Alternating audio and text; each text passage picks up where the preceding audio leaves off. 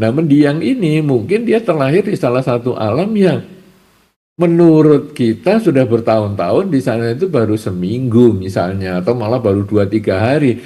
Jadi dia itu masih kepikiran keluarganya.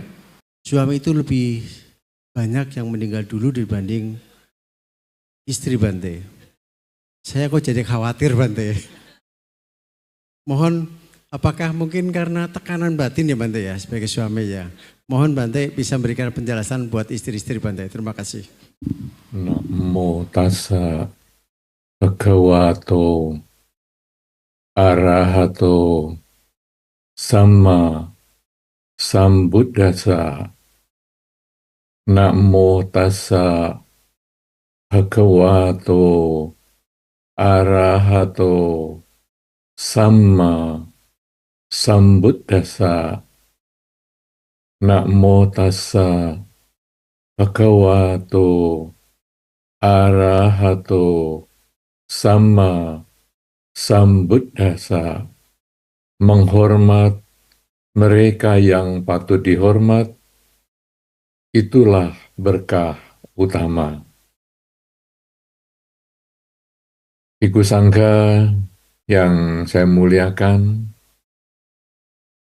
saudara-saudara, para umat maupun simpatisan Buddhis yang berkumpul di Wihara Mula Dharma Samarinda, juga yang mengikuti acara ini melalui channel YouTube Wihara Mula Dharma, maupun yang nantinya akan menyaksikan dokumentasi acara ini.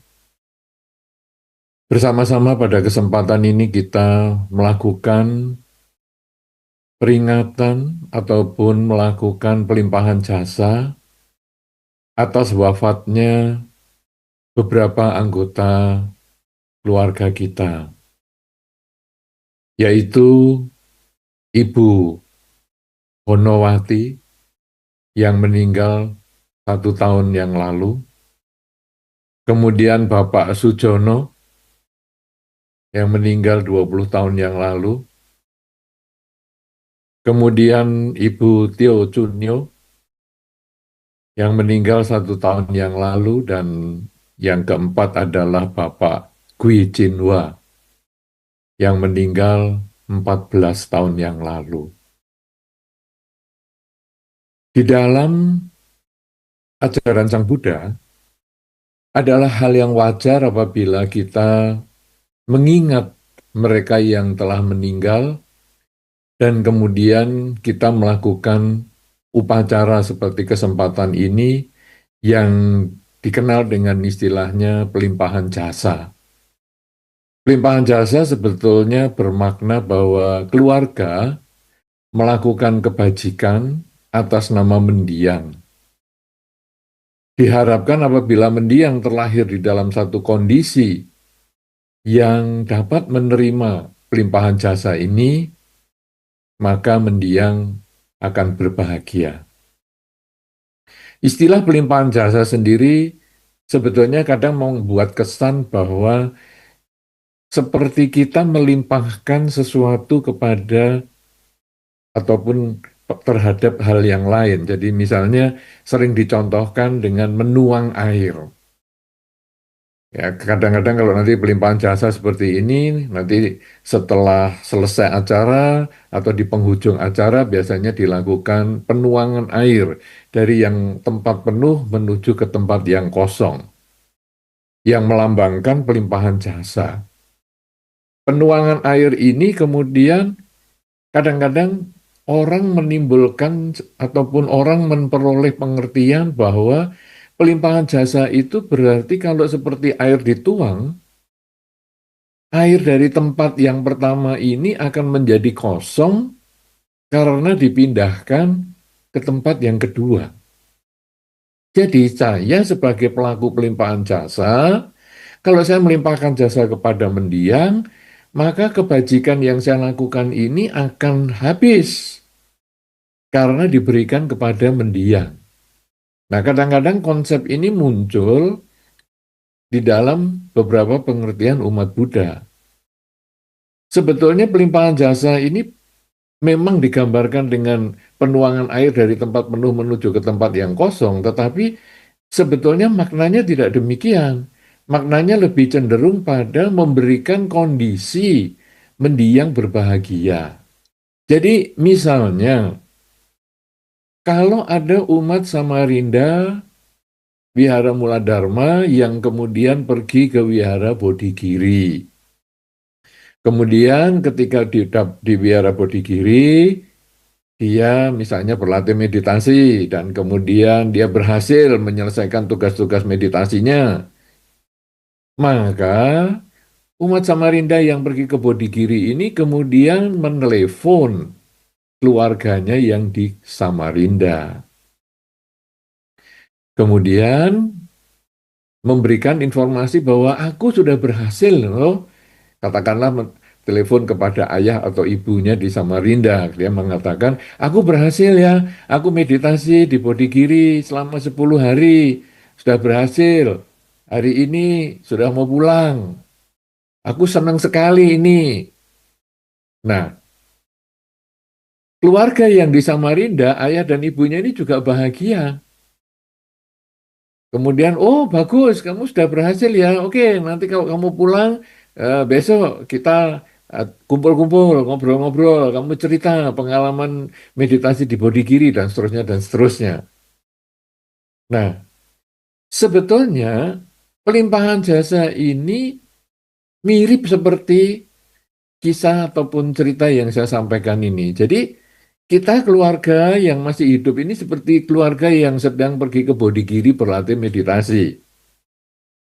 Kemudian para mendiang, mendiang ayah maupun ibu yang kita peringati pada kesempatan ini, itu seperti yang tinggal di Samarinda.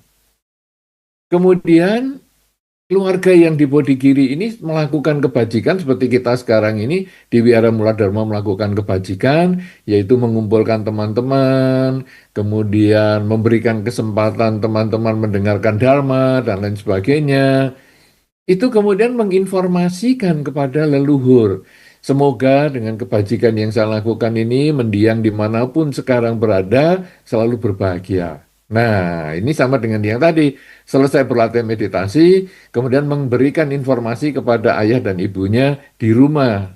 Kemudian ayah ibunya bahagia apabila dia mengangkat teleponnya. Tetapi kalau dihubungi dengan HP-nya dan tidak bisa ngangkat, telepon rumah juga dihubungi tidak diangkat, maka si pelaku yang latihan meditasi di Bodhigiri ini tetap dia merasakan mendapatkan manfaat dengan latihan meditasi yang sudah dikerjakan. Tetapi informasi kepada ayah dan ibunya tidak nyampe karena HP-nya tidak diangkat, mungkin lowbat atau mungkin ayah dan ibunya di rumah tidak mendengar, dering HP-nya dan lain sebagainya. Nah, jadi kalau sekarang dia bisa terima, ditelepon dan terima, maka ayah dan ibunya senang seperti yang tadi saya sampaikan. Senang itu di dalam Dhamma adalah melakukan kebajikan lewat pikiran. Jadi ketika anak menginformasikan kepada ayah dan ibunya bahwa dia berhasil bermeditasi di Bodhigiri, maka ayah ibunya berbahagia. Keberhasilan berlatih meditasi di Bodhigiri adalah milik si anak sendiri. Karena orang tua tidak berlatih di sana. Tetapi orang tua terkondisi dengan berita itu memperoleh kebahagiaan lewat pikiran. Dan ketika sering-sering dilakukan informasi yang menimbulkan kebahagiaan lewat pikiran oleh orang tua tersebut, maka orang tua sedikit demi sedikit mengumpulkan jasa kebajikan lewat pikirannya. Dan ketika kebajikannya ini mencukupi, maka orang tua di alam kelahiran tersebut akan selesai dan akan terlahir di alam yang lebih baik. Nah, pelimpahan jasa seperti itu.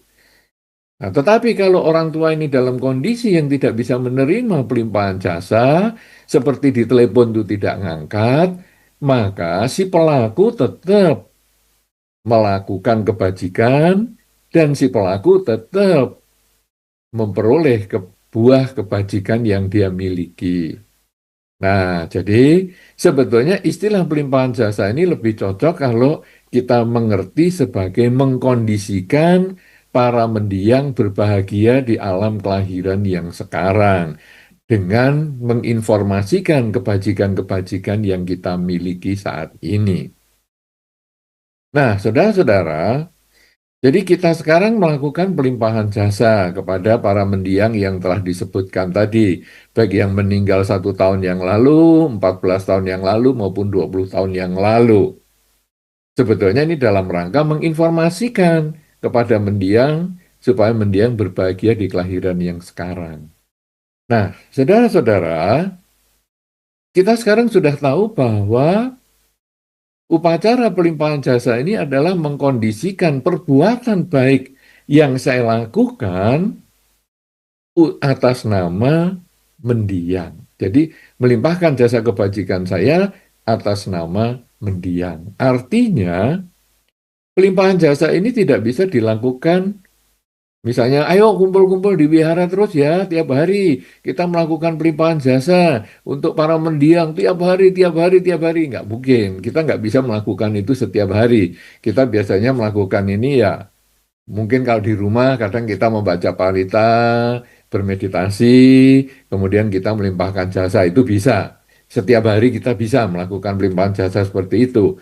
Tapi kalau bersama dengan teman-teman, biasanya kita ya setahun sekali, atau mungkin biara kadang mengadakan tiap akhir bulan sekali, atau tiap tanggal 1, tanggal 15 untuk memberi kesempatan pelimpahan jasa, dan sebagainya. Artinya, pelimpahan jasa ini merupakan kebajikan yang kalau upacaranya tidak bisa dilakukan sering-sering, biasanya hanya secara berkala. Tetapi hal yang perlu kita ingat adalah pelimpahan jasa itu kita melakukan kebajikan dulu dan kita melimpahkan jasanya kepada mendiang. Jadi kita melakukan kebajikan dulu. Melakukan kebajikan apa? Misalnya dalam kesempatan ini membaca parita, bermeditasi, meminta tuntunan sila, itu adalah kebajikan. Mendengarkan dhamma adalah kebajikan. Kemudian kalau di rumah, tadi yang saya sampaikan, kita membaca parita, bermeditasi, itu juga kebajikan.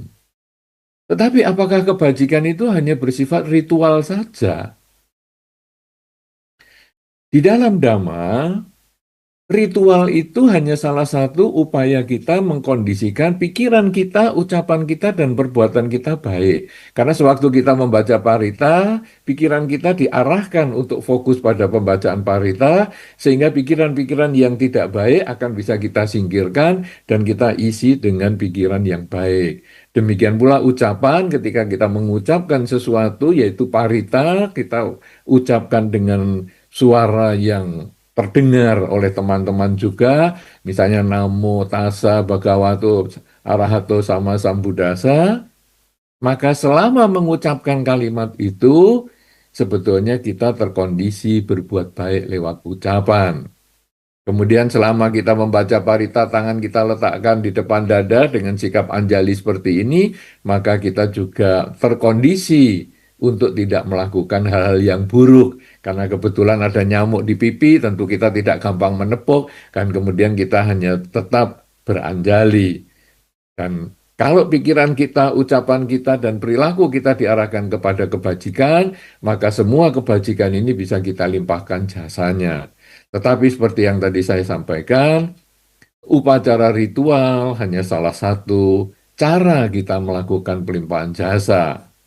Ada banyak kebajikan yang kita bisa lakukan sepanjang waktu, sepanjang hari, yang kita bisa limpahkan jasanya juga kepada mendiang. Nah, apa saja yang kita bisa lakukan di dalam kehidupan kita sehari-hari sebagai upaya kita melakukan pelimpahan jasa atau dasar kita melakukan pelimpahan jasa? Yang pertama, sebetulnya kita harus memiliki keyakinan yang kuat pada Dharma, pada ajaran Sang Buddha. Salah satunya keyakinan yang kuat itu apa? Keyakinan bahwa seseorang yang melakukan kebaikan pasti akan membuahkan kebahagiaan. Ya, ini keyakinan pada hukum karma, bahwa apa yang saya lakukan kalau baik, maka saya akan mendapatkan kebahagiaan. Saya akan menghindari kejahatan agar saya juga terhindar dari penderitaan. Nah, artinya dengan model keyakinan ini, maka sepanjang hidup kita, sepanjang hari-hari kita isi dengan perbuatan baik. Kita menghindari perbuatan-perbuatan buruk lewat pikiran. Kita menghindari perbuatan buruk lewat ucapan maupun perilaku. Karena kita yakin perbuatan baik itulah yang akan bisa kita dapatkan buahnya dalam bentuk kebahagiaan. Dan kalau kita limpahkan jasanya kepada mendiang, mendiang pun akan berbahagia dan mengkondisikan mendiang menanam kebajikan lewat pikiran. Jadi, marilah kita membangun keyakinan yang kuat di dalam diri kita, terutama keyakinan hukum sebab dan akibat perbuatan, karena di dalam dunia ini, di dalam pengertian Dhamma, tidak ada perbuatan yang bisa kita wariskan. Saya mau berbuat baik supaya anak saya bahagia, saya mau berbuat baik supaya keluarga saya bahagia, tetapi saya hanya bisa berbuat baik supaya saya bahagia, mendorong anaknya baik supaya anaknya bahagia, mendorong seluruh anggota keluarga kita berbuat baik supaya keluarga ini bisa berbahagia. Jadi hanya dengan kebajikan yang kita lakukan terus-menerus, maka kita akan mengkondisikan ada keluarga kita bahagia karena karma baiknya matang bersama, kalau kita juga mendorong anggota keluarga yang lain berbuat baik. Jadi nomor satu, kita harus punya keyakinan yang kuat tentang hukum sebab dan akibat perbuatan. Jangan pernah melakukan kejahatan, karena kejahatan pasti kembali pada diri sendiri. Ya, seperti kita meludah ke langit, maka kejahatan itu pasti akan jatuh pada diri kita. Yang kedua, saudara, kalau kita sudah punya keyakinan yang kuat pada hukum sebab dan akibat, yaitu perbuatan, maka kita mulai melangkah dengan melakukan upaya menghindari perilaku buruk.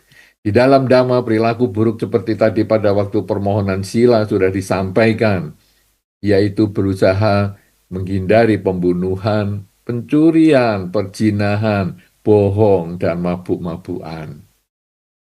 5 hal ini yang perlu kita lakukan sepanjang hari, sepanjang waktu, seumur hidup, karena inilah yang nanti pada malam hari kalau kita merenung perilaku-perilaku kita yang berdasarkan sila atau kemoralan ini, kita bisa limpahkan jasanya kepada mendiang dengan mengucapkan semoga dengan kebajikan yang sudah saya lakukan sepanjang hari ini, dengan saya melaksanakan 5 sila atau Pancasila Buddhis ini, tidak membunuh, mencuri, berzina, bohong, dan mabuk-mabukan, semoga para mendiang dimanapun berada, semoga selalu berbahagia. Nah, ini kita bisa limpahkan. Dan pembunuhan ini tentu banyak segi ya. Jadi pembunuhan bukan hanya membunuh makhluk manusia ataupun makhluk misalnya binatang, ya, tapi juga hal yang kecil-kecil, bahkan usahakan kata-kata kita pun dicegah jangan sampai mengkondisikan orang sakit hati, stres, karena kata-kata yang melecehkan, kata-kata yang menghina, itu akan diingat orang puluhan tahun. Sedangkan kata-kata yang memuji kadang-kadang hanya diingat beberapa hari saja. Karena itu kita juga berusaha tidak menghina, tidak merendahkan siapapun juga. Karena dapat mengkondisikan orang stres dan menderita, menyakiti orang lain. Nah, ini adalah salah satu upaya kita untuk berbuat baik. Jadi setelah kita menyadari hukum sebab dan akibat, maka kita berusaha untuk melaksanakan kemoralan. Karena ini adalah langkah awal untuk kita melakukan kebajikan. Dan kemudian, kalau kita sudah berbuat baik, apakah itu sudah cukup? Kadang-kadang kita kemudian mengatakan, ah, aku tuh sebetulnya kalau ke biara agak males, cuman diajari ya gitu-gitu aja. Dah, aku lebih baik di rumah kan yang penting kan orang itu berbuat baik. Kan di dalam Dhamma tadi sudah dikatakan, Sang Bante sudah menyebutkan bahwa yang pertama saat memahami atau yakin pada hukum sebab dan akibat. Saya sudah yakin, saya selalu berbuat baik. Oke, saya takut pada perbuatan buruk saya. Oke, sehingga saya selalu menghindari perbuatan buruk dan menambah kebajikan. Bagus. Saya juga menjalankan 5 sila, bagus.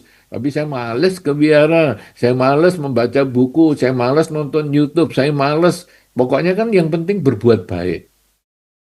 Saudara-saudara, dalam hal tertentu, kadang perbuatan baik itu membutuhkan pengertian-pengertian yang lebih, yang kita harus pelajari pada waktu kita ke wihara. Kita harus pelajari dari buku-buku Dhamma, kita harus pelajari dari diskusi-diskusi Dhamma, kita harus pelajari dari video-video di YouTube ataupun di mana saja.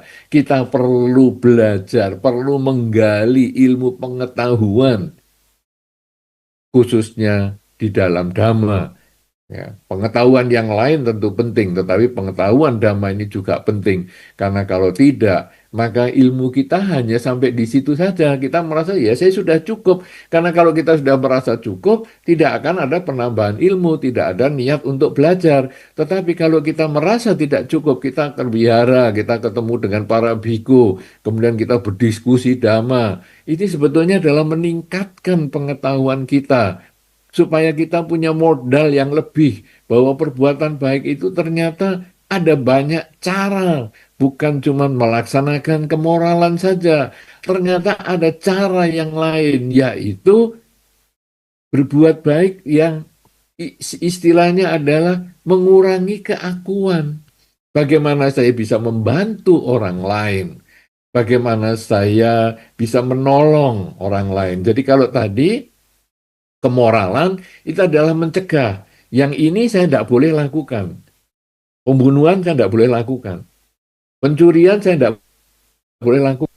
Perzinahan saya begitu apa? Yang boleh. Nah, jadi kalau membunuh saya tidak boleh lakukan. Berarti yang boleh apa? Saya melepaskan makhluk. Ini boleh saya lakukan. Jadi kebalikan dari membunuh, saya membebaskan makhluk. Melepaskan apa? Melepaskan makhluk dari penderitaan. Misalnya, nyamuk di dalam kamar, bisa saja saya bunuh. Cicak di dalam ruangan, bisa saja saya bunuh. Tetapi ini sekarang saya usir keluar. Itu adalah melepaskan makhluk. Jadi melepaskan makhluk bukan berarti mesti melepaskan burung, melepaskan ikan, lele, kemudian kura-kura, dan lain sebagainya. Belum tentu, belum pasti itu. Tetapi ketika di rumah Anda, kemudian misalnya ada tikus mencuri makanan Anda, dan kemudian Anda hanya menutup pintu supaya tikusnya tidak masuk, tanpa harus memberikan racun dan sebagainya, itu sudah termasuk melepas makhluk. Kemudian tidak mencuri.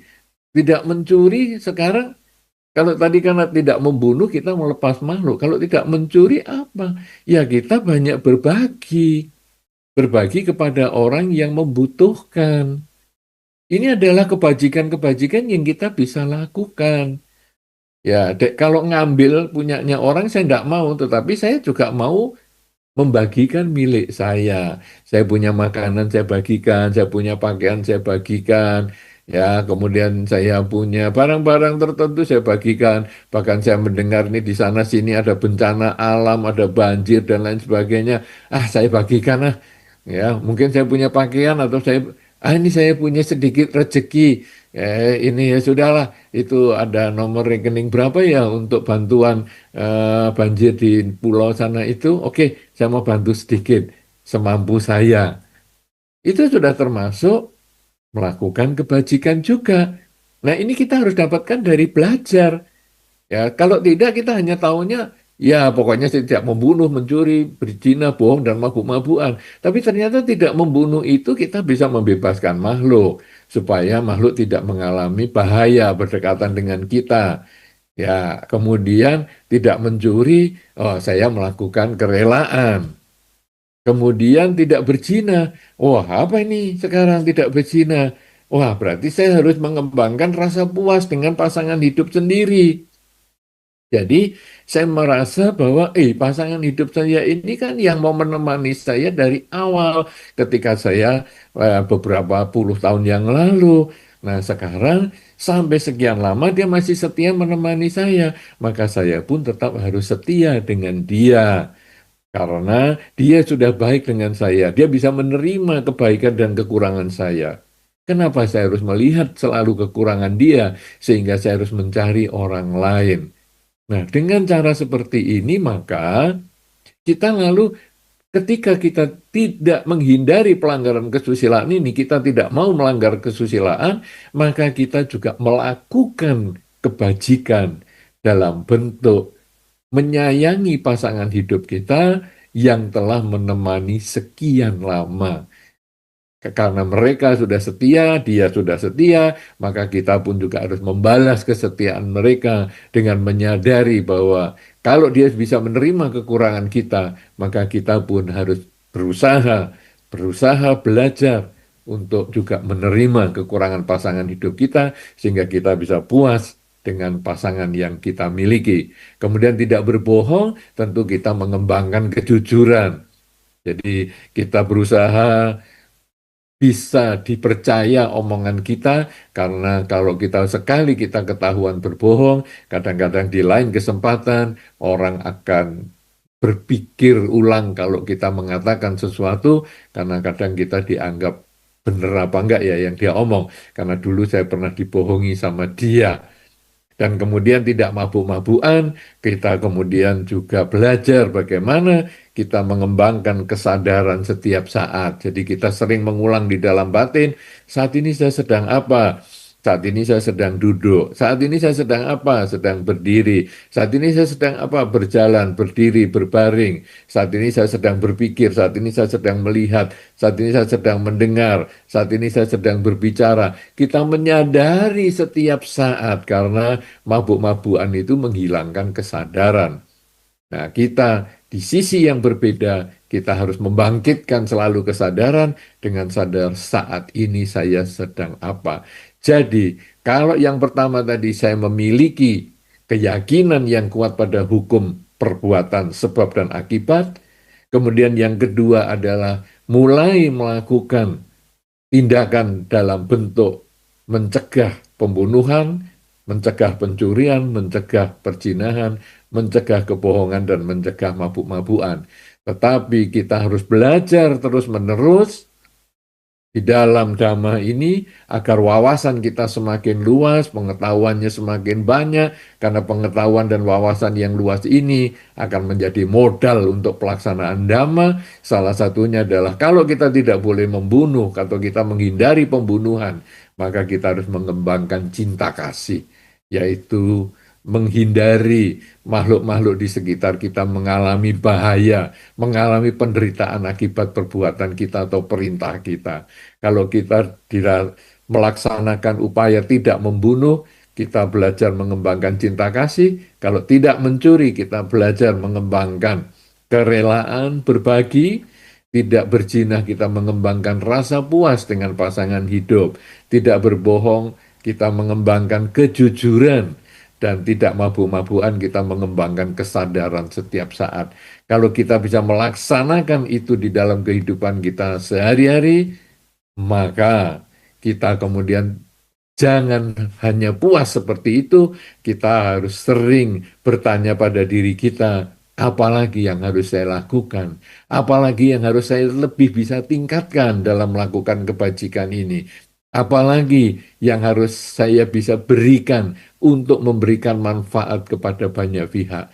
Karena sepanjang hari kalau saya sudah melakukan hal demikian, pada malam hari menjelang tidur, ketika saya telah membaca parita, ketika saya telah bermeditasi, saya bisa melakukan pelimpahan jasa kepada para mendiang, mendiang orang tua saya, mendiang keluarga saya, ataupun juga mendiang sanak kerabat saya yang lain, teman-teman saya. dan juga mendiang keluarga saya di kehidupan-kehidupan sebelumnya. Karena kita bisa terlahir sebagai manusia pada kesempatan ini, karena kita mempunyai timbunan karma baik yang banyak dari kehidupan-kehidupan sebelumnya. Kenapa kita punya karma baik yang banyak dari kehidupan-kehidupan sebelumnya? Karena orang tua kita di kehidupan-kehidupan itu telah mendorong kita, mengkondisikan kita banyak berbuat baik lewat pikiran, ucapan, dan perilaku kita. Karena itu, pelimpahan jasa bukan hanya untuk orang tua yang kita kenal, bukan hanya untuk sanak kerabat yang kita kenal, tapi sebaiknya pelimpahan jasa juga kita lakukan untuk para mendiang leluhur dari kehidupan-kehidupan yang sebelumnya. Mereka yang berhubungan karma dengan kita. Karena jasa-jasa mereka dari banyak kehidupan itulah yang mengkondisikan kita bisa terlahir di alam ini sebagai manusia yang mengenal Dhamma, bisa melaksanakan Dhamma, dan kita bisa memahami pelimpahan jasa pada kesempatan ini. Tanpa para leluhur dari kehidupan-kehidupan sebelumnya, mungkin kita juga belum tentu terlahir sebagai manusia. Karena itu, kalau kita sudah melakukan kebajikan-kebajikan yang tadi saya telah sebutkan itu, kemudian kita melakukan pembacaan parita pada malam menjelang istirahat, kemudian kita bermeditasi, kemudian kita melimpahkan jasa. Semoga dengan kebajikan yang saya lakukan pada kesempatan ini akan mengkondisikan para leluhur dari kehidupan ini maupun kehidupan-kehidupan yang sebelumnya, semua makhluk yang berhubungan karma dengan saya, semoga mereka berbahagia dimanapun mereka berada saat ini. Kalau kita bisa selalu melakukan seperti itu, maka inilah hal yang akan membanggakan para orang tua, para sanak kerabat di kehidupan sekarang maupun di kehidupan-kehidupan yang lampau. Karena hasil mereka mendidik, hasil mereka mengenalkan Dhamma, hasil mereka mengarahkan kita untuk berbuat baik dengan pikiran, ucapan, dan perilaku, memberikan hasil yang nyata, yaitu kita tetap ingat pada para leluhur mereka yang telah berjasa kepada kita, dan kita selalu melimpahkan jasa di setiap kesempatan. Oleh karena itu, saudara-saudara, di dalam pelimpahan jasa kita bukan hanya sekedar melakukan upacara kepada para mendiang, tetapi kita juga berusaha menyadari perbuatan apa lagi yang harus saya bisa lakukan. Apakah saya masih kurang untuk melakukan kebaikan lewat pikiran? Apakah masih ada banyak kesempatan saya berbuat baik lewat pikiran? Apakah saya masih kurang dan banyak kesempatan yang masih saya lewatkan untuk berbuat baik lewat ucapan maupun perilaku? Kalau masih ada kesempatan dan banyak yang terlewatkan, ayo, mumpung kita masih hidup, kita mumpung masih punya kesempatan berbuat baik semaksimal mungkin dengan pikiran, ucapan, dan perilaku. Karena itulah yang nantinya dapat kita manfaatkan sebagai timbunan jasa kebajikan kita untuk menghasilkan kebahagiaan di kehidupan ini maupun di kehidupan-kehidupan selanjutnya. Dan itulah juga yang akan bermanfaat untuk melakukan pelimpahan jasa kepada para mendiang di kehidupan ini maupun para leluhur dari kehidupan-kehidupan yang sebelumnya. Oleh karena itu, saudara-saudara, marilah kita merenungkan kehidupan kita sampai saat ini. Sudahkah saya banyak berbuat baik? Sudahkah saya yakin pada hukum sebab dan akibat, yaitu hukum karma? Sudahkah saya melaksanakan 5 kemoralan, tidak membunuh, mencuri, berzina, bohong, dan mabuk-mabukan? Sudahkah saya banyak belajar Dharma? Sudahkah saya melaksanakan 5 hal yang merupakan kebalikan dari Pancasila Buddhis, yaitu kalau tidak membunuh berarti kita mengembangkan cinta kasih, kemudian tidak mencuri kita banyak berdana, tidak melanggar sila berarti ataupun tidak melanggar ataupun kemoralan, yang tidak berzina, maka kita berusaha untuk memiliki kesetiaan terhadap pasangan, tidak berbohong kita mengembangkan kejujuran, tidak mabuk-mabukan kita mengembangkan kesadaran setiap saat. Kalau kita selalu mengembangkan itu dan selalu merenungkan hal-hal yang masih kurang untuk kita tingkatkan, kebajikan-kebajikan yang masih kurang untuk kita tingkatkan, hal-hal buruk yang kita masih lakukan, kita kemudian usahakan hindari, maka kehidupan ini menjadi sangat bermanfaat dan kebajikan itu pasti akan kita petik sendiri buahnya, tapi sekaligus juga bisa memberikan kebahagiaan untuk para mendiang, orang tua kita di kehidupan ini, maupun di kehidupan-kehidupan yang selanjutnya, ataupun di kehidupan-kehidupan yang terdahulu.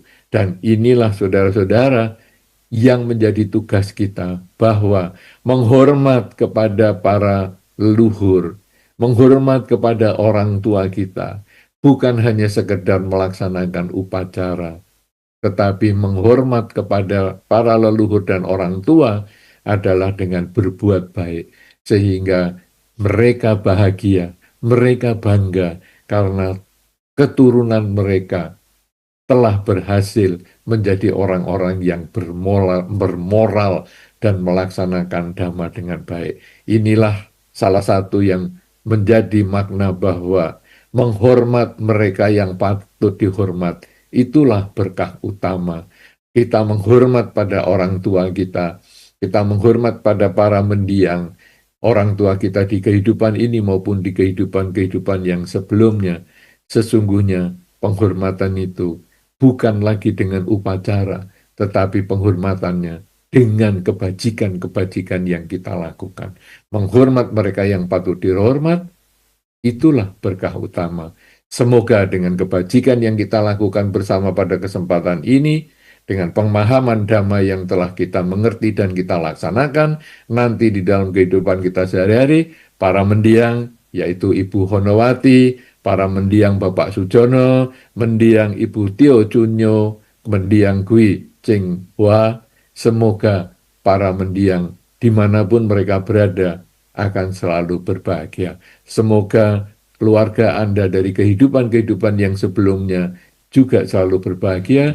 Semoga Anda semua selalu berbahagia. Semoga semua makhluk, baik yang tampak maupun yang tidak tampak, akan selalu berbahagia sesuai dengan kondisi karmanya masing-masing. Sabe sata bawantu sukitata. Makasih Bante, saya Sunawati. Saya mau tanya soal pelimpahan jasa ini Bante. Sering kadang-kadang saya mendengar kadang-kadang mendiang orang tua maupun sanak keluarga yang kita meninggal, kadang-kadang mungkin kita sudah pelimpahan jasa sering, tetapi dari pihak mendiangnya itu masih melekat kepada keluarga. Rasa kekhawatiran yang tinggi atau gimana. Nah, kita kan enggak tahu nih, kita enggak bisa melihat juga. Jadi, apa yang harus kita sering pikirkan dan lakukan kalau kita mendengar hal-hal semacam ini? Makasih Bante. Baik. Jadi sebetulnya memang kehidupan ini kan usianya tidak sama ya. Jadi tiap dimensi kehidupan ini usianya tidak sama. Misalnya yang paling sederhana begini, kehidupan manusia dengan kehidupan binatang. Mungkin yang paling gampang anjing. Usia manusia dibandingkan anjing ini ada perbedaan. Jadi usia manusia rata-rata katakanlah 75 tahun, usia anjing rata-rata 15 tahun. Jadi, kalau usia manusia itu 1 tahun, anjing itu sudah setara dengan 5 tahun. Artinya, dimensi waktu anjing dengan manusia itu tidak sama. Manusia baru setahun, jalannya masih belum terlalu lancar, anak umur setahun, anjing sudah lari-lari karena dia sudah usianya setara dengan 5 tahun. Jadi kita lalu melihat bahwa tiap tiap kelompok ini dimensi waktunya berbeda. Nanti nyamuk juga berbeda, kelinci juga berbeda, ya. Jadi macam-macam. Nah, sekarang kalau keluarga kita mendiang ini terlahir di salah satu alam yang dikatakan tadi misalnya masih melekat dengan kita nih, padahal ya kita sudah sering melakukan pelimpahan jasa tapi kok masih melekat. Ya mungkin lewat mimpi bisa informasi dan sebagainya. Kenapa? Karena di alam mendiang itu mungkin dia baru beberapa waktu. Di kita sudah bertahun-tahun, mungkin dia baru seminggu. Sehingga seperti kalau kita pergi keluar kota selama seminggu, kadang-kadang kita masih kepikiran rumah. Aduh, kangen rumah ya, jam-jam segini saya biasanya ngapain ya. Tapi nanti kalau sudah 2 tahun di luar tempat rumah kita, ya kita sudah biasa, enggak kepikiran lagi. Nah, mendiang ini mungkin dia terlahir di salah satu alam yang menurut kita sudah bertahun-tahun, di sana itu baru seminggu misalnya, atau malah baru 2-3 hari. Jadi dia itu masih kepikiran keluarganya. Nah, itu yang mungkin bisa muncul dalam bentuk mimpi. Tapi kita juga ingat, tidak semua mimpi itu bermakna ada informasi dari mendiang. Kadang-kadang kita sendiri yang kepikiran. Sehingga saya tadi mestinya juga mau tahu juga bagaimana kalau kita bisa memahami bahwa mendiang itu masih melekat dengan keluarganya. Karena tadi dikatakan bahwa keluarganya saja tidak ngerti, keluarganya saja tidak bisa melihat, bagaimana bisa ngomong bahwa mendiang itu masih melekat. Ini kan juga unik juga. Nah, paling saya hanya menyampaikan kadang-kadang bisa mimpi, mendiang bisa masuk dalam bentuk mimpi informasinya. Tetapi mimpi sendiri belum tentu pasti karena mendiang. Bisa juga mimpi itu karena kita sendiri bawah sadarnya yang kepikiran tentang mendiang. Nah, sekarang apa yang harus kita lakukan? Ataupun apa yang harus kita pikirkan? Kalau kita kepikir mendiang, saya kok rasanya kangen banget ya dengan mendiang, rasanya kok ada di sekitar saya kok merasa seperti itu, mendiang kok masih seperti duduk bersama dengan saya. Langsung ucapkan dalam batin, semoga engkau bahagia, semoga semua makhluk bahagia, semoga mendiang bahagia, semoga semua makhluk bahagia. Kita doakan gitu. Ini sebetulnya prinsip limpahan jasa itu tadi. Jadi kita mendoakan semoga mendiang bahagia, semoga semua makhluk bahagia. Itu karena pikiran kita, ucapan kita, dan perilaku kita baik, kita limpahkan jasanya segera. Nah, kemudian apa yang kita lakukan? Yang kita lakukan ya kita seperti yang tadi, 5 hal yang sudah saya sampaikan tadi, yaitu kita punya keyakinan tentang hukum sebab dan akibat perbuatan, kemudian kita juga melaksanakan sila, kemudian kita juga banyak belajar dhamma, dan kemudian kita juga melaksanakan 5 hal yang tadi dilaksanakan di dalam sila tetapi secara positif, dan juga kemudian kita mengevaluasi setiap saat supaya hal yang baik kita tingkatkan, hal yang buruk kita hindari. Ini yang kita lakukan, dan terus malam kita membaca parita, kemudian kita limpahkan jasa, terus kita lakukan begitu sampai nanti satu ketika mendiang cukup karma baiknya dan dia akan terlahir di alam yang lebih baik. Itu yang kita harus pikirkan dan itu yang harus kita lakukan. Apakah mendiang melekat dengan keluarganya atau tidak, tapi sebetulnya itulah yang harus kita selalu lakukan pada saat kita ditinggal oleh keluarga kita. Saya kira demikian. Ada 2 pertanyaan yang ingin saya sampaikan. Yang pertama berkaitan dengan patidana, apa yang telah Bante sampaikan tadi, bahwa inti dari patidana ini kan kita memberitahu kepada mendiang, Bante ya, dan mendiang ikut berbahagia. Yang ini saya tanyakan begini, Bante, kalau mendiang itu punya keyakinan lain, Bante, punya keyakinan lain yang kuat dan fanatik lah, katakan begitu. Terus kemudian kita melimpahkan jasa kepada beliau, kepada mendiang ini, apakah mendiang bisa ikut bermudita-cita dengan apa yang kita lakukan, yang kita patidana secara Buddhis, Bante? Karena pernah saya menghadapi satu keluarga yang non-Buddhis, Bante. Begitu kita suruh meditasi, dia menolak, Bante. Menolak misalnya, itu mau meninggal aja sudah menolak, Bante. Padahal kita mau supaya dia tenang begitu. Itu yang pertama, Bante. Yang kedua, tadi keluarga mendiang ya, kelihatannya yang suami kok yang meninggal dunia dulu Bante. Jadi apakah fenomena ini sebagian besar bahwa suami itu lebih banyak yang meninggal dulu dibanding istri Bante? Saya kok jadi khawatir Bante. Mohon, apakah mungkin karena tekanan batin ya Bante ya sebagai suami ya? Mohon Bante bisa memberikan penjelasan buat istri-istri Bante. Terima kasih. Iya, pertanyaan yang menarik ya. Ya, bagus, bagus. Ya, tapi yang pertama dulu. Jadi, memang prinsipnya pelimpahan jasa itu adalah menginformasikan kepada mendiang, semoga mendiang dimanapun terlahir selalu berbahagia. Nah, yang problem ini adalah ketika mendiang ini bukan Buddhis. Ya, apakah bisa? Sebetulnya ketika seseorang itu sedang menderita, bahkan di alam manusia ya, kadang-kadang kalau sedang menderita, kelaparan misalnya dikasih makan kan dia kadang juga tidak mikir, ini yang ngasih makannya agamanya apa ya. Kadang-kadang ya sudahlah saya makan aja sudah. Nah, jadi kenapa? Karena dia butuh, kadang sudah tidak memerlukan pengertian tentang agama lagi. Bahwa saya butuh makan ya dikasih makan ya saya suka. Nah yang dicontohkan tadi kan ketika masih hidup. Kalau masih hidup kadang masih mikir karena dia belum terlalu butuh. Jadi misalnya ya saya kan bukan Buddhis, ngapain saya suruh meditasi? Cari aja yang orang yang seagama dengan saya supaya kalau mau membayangkan saya ya yang sesuai lah dengan keyakinan saya itu. Tetapi kalau yang sudah meninggal biasanya karena sudah menderita. Ya istilahnya mungkin kalau dalam peribahasa tiada rotan akar pun jadi. Jadi ya sudahlah apapun juga kalau saya sudah lapar ya sudah dikasih apa juga maulah. Ya kadang-kadang ini makanan ini agak keras loh ya. Karena ini makanan sudah kemarin ini cuman kita di sekeluarga sudah nggak makan. Kamu mau nggak? Ya sudahlah saya lapar sudah keras ya boleh. Nggak apa-apa karena kita sudah butuh banget. Ya kalau ke dokter juga gitu. Aduh saya sakit dok. Dokternya agamanya apa ya? Oh, bukan Buddhis. Oh, enggak jadi. Enggak mungkin gitu. Dok, saya sudah sakit, dok. Sekarangmu, saya bukan Buddhis. Enggak apa-apa, sudah.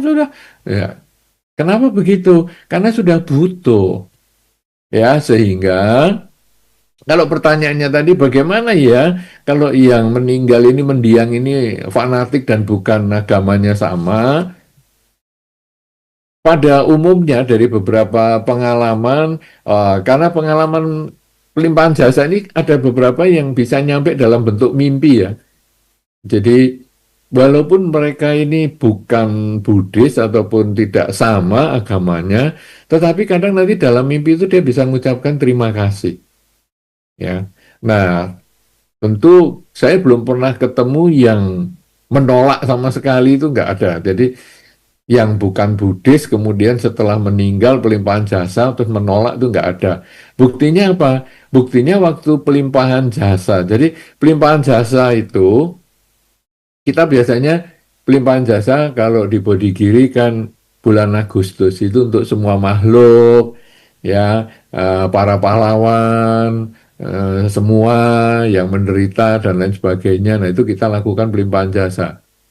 Belum pernah ada penolakan. Jadi ngasih tahu mimpi ke umat atau kemana, saya lain kali lagi jangan dikirimi lagi ya. Saya nggak mau itu, saya bukan agama Buddha. Kok rasanya saya belum pernah dapat informasi itu. Tetapi yang ada adalah informasi menerima.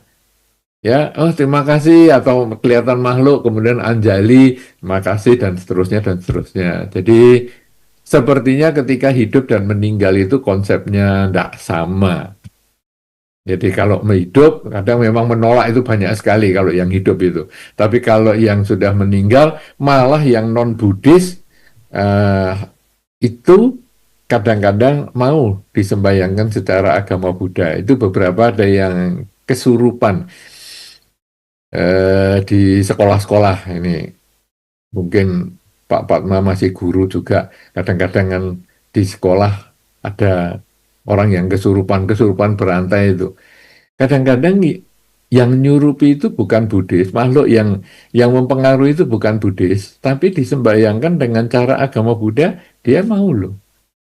Jadi pelimpahan jasa ini saya kalau melihat dari beberapa pengalaman itu lintas agama. Jadi ketika setelah meninggal itu rasanya ya bukan harus dikampling-kampling bahwa pelimpahan jasa itu hanya untuk agama A, B, C. Pelimpahan jasa itu bisa lintas agama. Itu pengalaman. Tapi mungkin nanti ada cerita-cerita, siapa tahu teman-teman yang lain punya kisah tentang pelimpahan jasa lintas agama dan tertolak, ya nanti coba disampaikan dalam cerita berikut ini nanti ya. Nah, kemudian pengalaman, ya ini memang pengalaman hidup, suami kok umurnya lebih pendek ya daripada istri. Apakah stres? Wow. Ini saya nggak tanggung ya, nanti pulang kalau ibunya ngomel-ngomel ya. Karena beberapa waktu yang lalu ketika kita ada pertemuan, ya di Mula Dharma juga, ibunya yang tanya. Ya, jadi saya khawatir nanti ibu juga ada di sini nih, Bu Padma ini. Ya, jadi memang pada umumnya lelaki umurnya lebih pendek daripada wanita. Sekarang gini, saya mau tahu yang hadir di sini, yang di Mula Dharma ini, nanti nunjuk jari ya, siapa yang kakeknya meninggal duluan daripada neneknya? Tunjuk jari. Kakek meninggal duluan daripada nenek.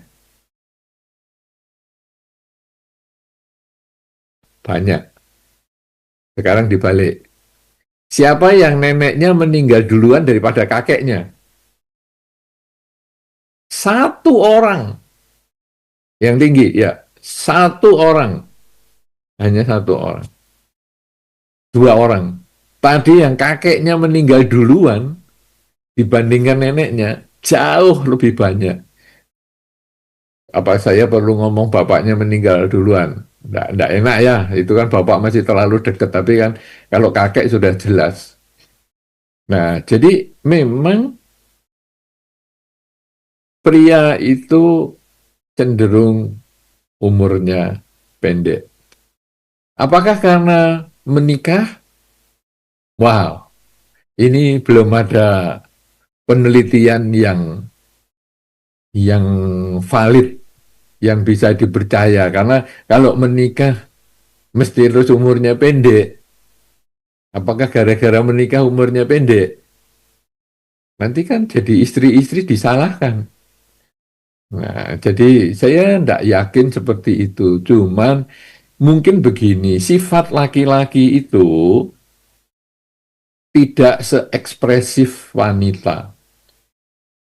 Wanita itu kalau ada masalah dia langsung ngomong, ceret, selesai. Karena di dalam penelitian, kalau Anda punya beban pikiran dan Anda bisa ceritakan kepada orang, maka beban pikiran itu berkurang 25%. Masalah orangnya bisa menyelesaikan atau tidak itu urusan lain. Tetapi begitu bisa diceritakan sama orang lain itu bebannya berkurang. Nah, wanita itu punya kecenderungan cerita. Ya, makanya wanita punya modal kata-kata per hari kan dikatakan sekitar 40.000 kata. Karena dia punya modal untuk cerita. Para bapak-bapak mungkin kalau pulang gitu, wah ceritanya istri macam-macam. Dan ceritanya tidak selalu harus penting-penting dan heboh-heboh. Kadang-kadang cuman, tadi di rumah ada cicak mati loh. Alah cicak mati aja diurusi. Tapi itu wanita suka berbagi cerita. Makanya kalau sesama wanita ya duduk bareng terus ngobrol. Wah, ceritanya seru banget mereka. Ya, itu tuh wanita. Jadi mempunyai kecenderungan untuk berbagi. Apapun masalahnya berbagi. Suka juga dibagikan, menderita juga dibagikan. Itu lebih lega. Pria lebih cenderung pendiam. Jadi kalau ada masalah justru malah lebih diem lagi. Nah ini kadang-kadang suami istri jadi miskom itu di situ. Jadi ketika suami diem karena dia punya masalah, istrinya kemudian biasanya kan berbagi, istri kan cerita, aduh aku tadi di pasar gini-gini, aduh aku dengan teman-teman begini-begini cerita. Nah, dia menganggap orang lain, suaminya itu juga seperti dirinya. Jadi akhirnya ketika suaminya diem, istri ini ngomong, kenapa Pak? Kok diem aja? Nanti, jangan ngomong-ngomong dulu. Kenapa sih? Sini cerita. Nah, karena dia kebiasaannya itu, sini cerita. Nggak usah. Kenapa? Ada masalah ya sama saya? Kok nggak mau cerita? Oh, malah ke situ. Jadi miskomnya mulai dimulai. Ada masalah ya dengan saya? Kok nggak mau cerita sama saya? Enggak ada masalah sama kamu. Ah, mesti ada masalah nih. Oh, buktinya kamu nggak mau cerita. Kalau nggak ada masalah cerita. Nggak kepingin. Mesti ada masalah. Ya, mesti ada masalah sama kamu. Nah, akhirnya geger. Nah, jadi istri itu juga harus memahami bahwa suami itu kalau sedang stres itu malah pendiam. Nah, istri harusnya idealnya juga memberikan waktu kepada suami untuk ya sudah sana karepmu, kalau kamu mau diem dulu. Nanti kalau sudah tenang bisa ketemu solusinya. Nah, nanti kan kamu ngobrol-ngobrol sendiri. Udah sumpeknya udah selesai, yang ngobrol-ngobrol sendiri. Nah, jadi akhirnya dia pendiam, pendem. Nah, pikiran-pikiran negatif, masalah-masalah berat yang lingkungannya itu macam-macam itu dipendam, akhirnya jadilah penyakit, umurnya jadi pendek. Ya, tekanan darahnya naik sendiri, ya, kemudian ya stres sendiri dan lain-lain. Ya, jadi kenapa pria itu umurnya pendek? Ya salahnya sendiri karena dia mendem masalah. Nah, tapi kan saya tidak bisa ngoceh. Ya memang kalau pria semua masalah diwer-wer itu ya tidak jadi laki sungguhan. Karena aduh aku kok jadi sakit. Oh ya ini bukan laki sungguhan ini. Wah cuman sakit ketusuk paku aja ribut saya sampai satu kampung ngerti semua. Ini sudah juga bukan laki-laki yang sungguhan. Makanya kita lalu tahu oh laki-laki ini makin diam karena dia beban masalahnya banyak. Nah makanya kalau tadi dikatakan istri-istri harus dinasihati ya. Saya hanya menasihati kalau suami Anda ada masalah dengan diem, Anda kasih waktu dia untuk menyelesaikan masalah sendiri. Anda tidak usah berkomentar macam-macam, tidak usah sok tanya macam-macam, karena nanti akan memancing masalah. Kalau saya mau tahu informasinya dengan ibu-ibu ini, kalau boleh tunjuk jari, apakah suami Anda kalau punya masalah diem? Ibu-ibu boleh tunjuk jari, kalau mau. Nggak ada yang mau, oke. Atau belum punya suami semua.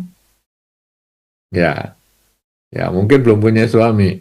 Atau suaminya termasuk kalau ada masalah malah ribut, nggak karu-karuan. Wah, ini ada kelainan. Ya, jadi biasanya suami itu menjadi umurnya pendek karena dia nyimpen masalah. Itu sudah kayak bawaannya. Karena suami kan orangnya, laki-laki itu kan ada egonya. Kalau dia ada masalah diceritakan tuh kayak kurang gagah ya, kurang keren. Sepertinya kok kok jadi cewek banget ya ada masalah diceritakan. Nah, jadi suami biasanya mendem dan akhirnya matilah dia. Mungkin begitu yang bisa saya sampaikan karena saya sendiri juga tidak berpengalaman dalam rumah tangga. Karena Anda tanya kepada orang yang salah, karena saya kan tidak ada pengalamannya. Ya, jadi mungkin Anda harus tanya kepada dengan istri-istri itu yang ditinggal suaminya, ditanyain, ibu-ibu kenapa suami Anda pada nggak tahan ya? Apakah ibu-ibu ada masalah? Nah itu mungkin lebih cocok gitu. Begitu, apakah kira-kira bisa diterima atau ada ibu-ibu yang punya usulan atau punya jawaban yang lebih tepat? Mungkin saya tadi jawabannya ngawur. Kasih kesempatan ibu-ibu atau bapak-bapak. Mungkin iya ya, saya kalau ada masalah diem. Mungkin kalau saya tanya ke bapak-bapak, siapa yang kalau ada masalah diem? Nggak mau diganggu. Ada nggak bapak-bapak tunjuk jari? Ah, ini ibu-ibu mau jelasin dulu ya. Atau mau pertanyaan baru? Malah Bante, bukan Bante. Saya bukan Hah? ahlinya itu. Saya cuma mau tanya Bante. Loh, Saya ini belum selesai. Ya, tapi oke. Apa dulu? Nanti belum tentu saya jawab dulu. Saya akan mau tanya soalnya bapak-bapak ini ada nggak yang punya masalah diem? Kemudian ada nggak ibu-ibu yang suaminya punya masalah juga diem? Itu yang saya mau tanya. Tapi ibu ini karena udah pegang mic, ya tanya dulu nanti jawabannya setelah itu.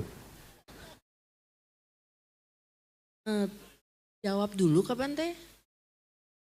Sekarang ibu mau ngomong apa? Mau tanya atau mau kasih masukan tentang suami istri tadi? Saya lebih mau tanya Bante.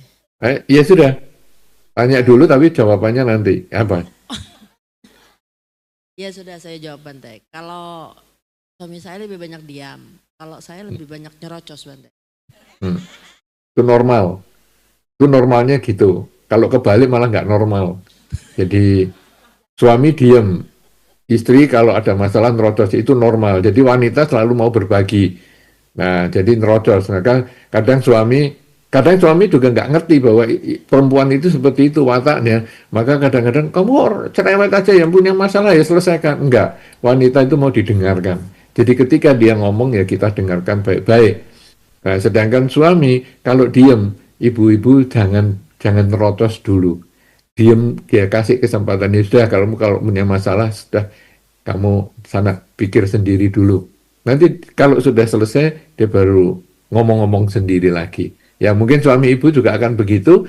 Kalau dia diem, kalau masalahnya sudah selesai, dia baru kumpul lagi dengan ibu, ngobrol-ngobrol dengan anak dan sebagainya. Apa kira-kira begitu ibu?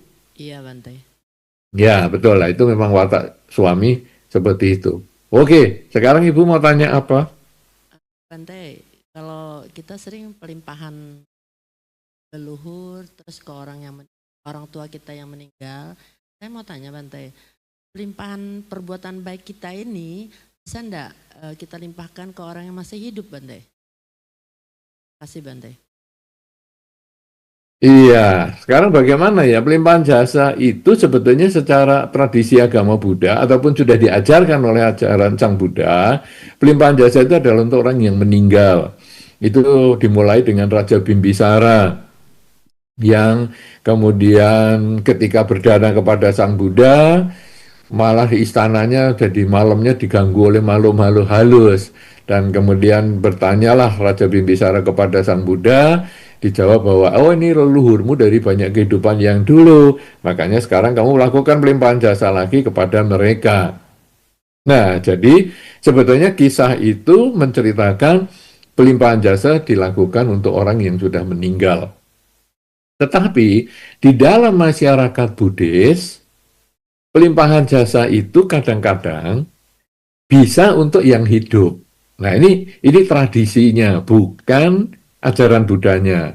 Tradisinya begini, ketika seseorang berbuat baik, kemudian dia mengucapkan tekad dalam batin. Ya, misalnya seorang ibu kepingin berbuat baik supaya anak-anaknya sukses. Ini normal juga, seorang ibu kepingin anaknya bahagia, itu normal sekali. Kemudian dia akan memperjuangkan kebahagiaan anaknya itu dengan segala macam cara. Nah, salah satunya pelimpahan jasa. Misalnya, dia berbuat baik dengan segala macam cara ya, dengan pikiran, ucapan, dan perilaku, kemudian mengucapkan tekadnya, mengatakan, semoga dengan kebajikan yang saya lakukan sampai saat ini, akan membuahkan kebahagiaan kepada saya. Ya si ibu itu. Dalam bentuk, anak saya sehat, sukses, bahagia. Ini agak sedikit berbeda rumusnya. Kalau pelimpahan jasa kan semoga dengan kebajikan yang saya lakukan akan memberikan kebahagiaan untuk para mendiang. Mengkondisikan para mendiang berbahagia di alam manapun saat ini beliau berada. Itu rumusan untuk orang meninggal. Tetapi kalau untuk orang yang hidup, semoga dengan kebajikan yang saya lakukan akan memberikan kebahagiaan untuk saya. Karena hukum karmanya adalah siapapun yang melakukan akan kembali pada diri sendiri. Semoga dengan kebajikan yang saya lakukan akan membuahkan kebahagiaan untuk saya. Tapi dalam bentuk anak saya sehat, sukses, bahagia. Kenapa begitu? Karena saya telah melakukan kebaikan tentu akan membuahkan kebahagiaan dalam kepada diri saya. Tetapi kebahagiaan ini saya berharap mempunyai karma baik yang berbarengan buahnya dengan karma baik anak. Karma baik anak yang berbuah dalam bentuk sehat, selamat, dan sejahtera. Jadi sebetulnya pelimpahan jasa ini seperti mengkondisikan karma baik anak yang dimiliki anak itu berbuah dalam bentuk sehat, sukses, dan bahagia. Semoga dengan kebajikan yang saya lakukan sampai saat ini akan mengkondisikan ataupun akan memberikan kebahagiaan untuk saya dalam bentuk anak sehat, sukses, bahagia. Atau kalau orang tua supaya sehat, semoga dengan kebajikan yang saya lakukan sampai saat ini akan membuahkan kebahagiaan kepada saya dalam bentuk ayah dan ibu selalu sehat, panjang umur, dan bahagia. Itu bentuknya. Jadi dalam masyarakat, di dalam tradisi Buddhis, kadang-kadang dikatakannya seperti itu. Jadi pelimpahan jasa kepada orang yang masih hidup. Begitu Ibu? Baik. Ini waktunya sudah sampai sekarang, apa mau dilanjut tanya jawabnya atau bagaimana? Udah habis Bante, mohon maaf. Oke. Ya.